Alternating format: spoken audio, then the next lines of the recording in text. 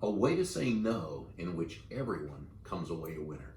With your Influence and Success Insight, I'm Bob Burg. Last video, we discussed how important it is to be able to say no to requests you receive that are either not in your best interest for you to take on or simply something you'd rather not do, for whatever your personal reasons happen to be. And of course, assuming there's no compelling reason for you to do so. When you feel it's appropriate and desirable to say yes, then by all means, say yes. And when not, then be willing and able to say no. The key is to do so in a way that respects and honors that person while respecting and honoring your own boundaries. In the last video, we looked at two often suggested ways to say no that personally I disagree with and why they tend to be counterproductive when applied. The first was the no is a complete sentence philosophy, which in real life is rude and off-putting. The second being making an excuse, such as I would, but I don't have the time right now, which gives them an objection to answer, and it often results in your having to either come clean and admit you were really just saying that because you don't want to do it, or in order to save face, compels you to do the thing you don't want to do. Neither outcome is desirable.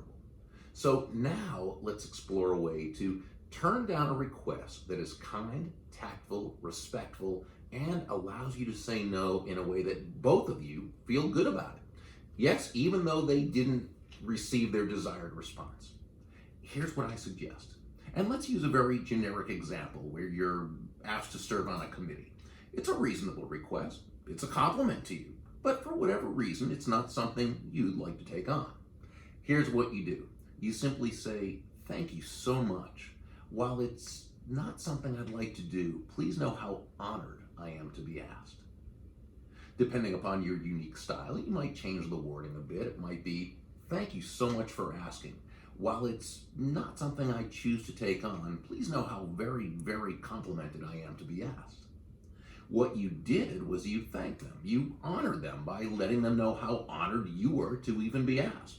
What you didn't do, though, is make an excuse and give them something tangible they could grab onto, an objection, if you will, for them to try and overcome.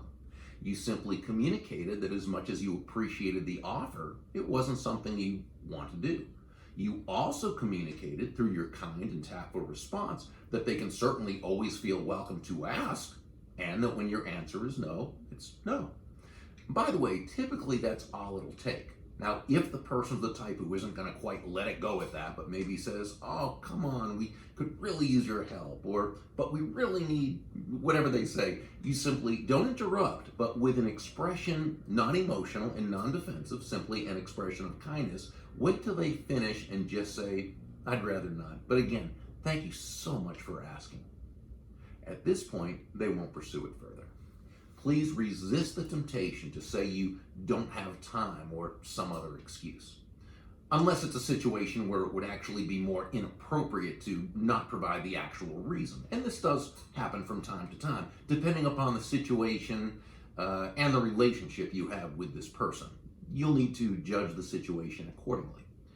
Most of the time, though, an explanation isn't necessary. This method we just discussed works in person, on the phone, and via email and text. The medium itself doesn't matter. Being able to say no to those requests to which you should say no leaves you open to saying yes when you should say yes. Practice this and begin using it. It'll make a big difference. With your Influence and Success Insight, I'm Bob Burg. Make it a great day.